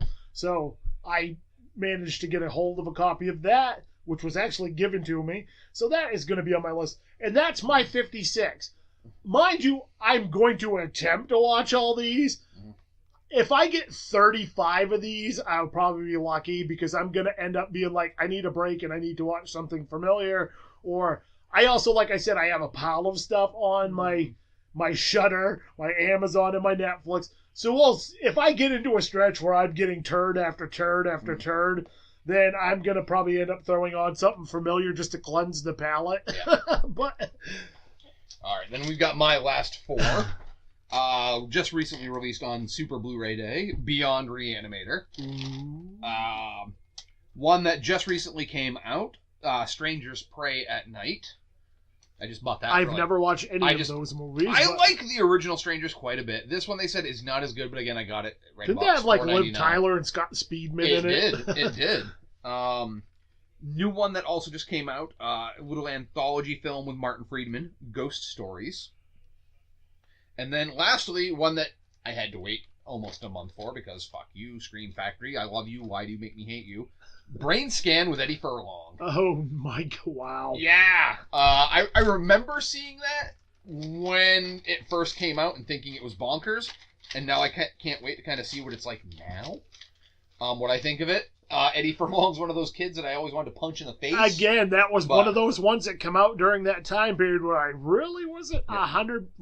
I was just kind of getting into horror, and I remember watching that movie kind of freaking me out. His voice freaked me out really bad for some reason. Yeah, I mean, I've got that's my list of 50. But like they just did a Netflix has coming out. Mike Flanagan, who directed like Gerald's Game and a bunch of other good shit, Oculus. He is directing or created / directing the miniseries for Netflix, The House on Haunted Hill. That looks really cool. So that could end up taking up a good chunk of my time. I'm trying to avoid TV shows in general. I do too, but shit, I'm going to because they take up so much time. But yeah. Yeah, and I mean, there's going to be horror films like Halloween. The new Halloween is not on my list, but I'm going to be going to see that. I will be going to the theater to see that. Oh yeah. Apostle, if that comes, I can't remember if that comes out in October or not, but that film looks fucking horrific and crazy.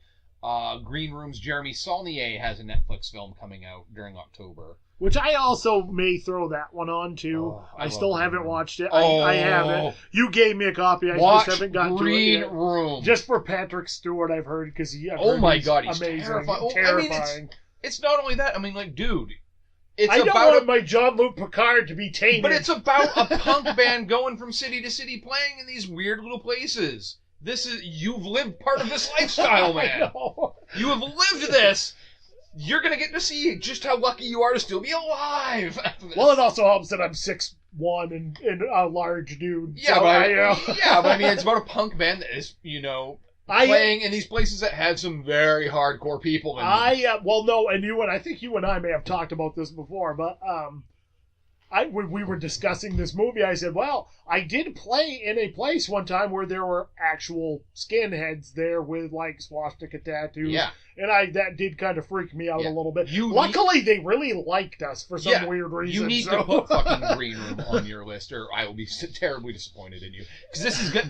I'm gonna say this right now. This is gonna be one of your favorite movies ever. Oh, I'm sure. I will say it. This is gonna be one of your favorite movies ever, if not just for the live version of Nazi Punk's "Fuck Off." Yes, that takes place. Which, speaking of that, Napalm Death played that recently when I saw them, and I thought that was pretty badass that they picked that song. Yeah, because these dudes are like in their 50s, and by the way, Napalm Death is fucking amazing live. So yes, they stole the show out of one of the bands that stole the show out of a show with Anthrax, Slayer, Testament, and Lamb of God. So yes. For my metalhead listeners out there, because I know there's a lot of crossover with horror. Yes.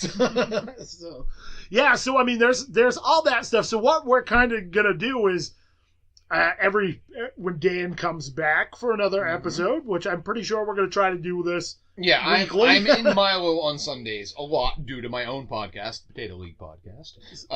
So yeah, stopping by here, which is literally less than a mile away from Tom's house, is pretty easy. Yeah, so we're probably going to be discussing the films that we have watched.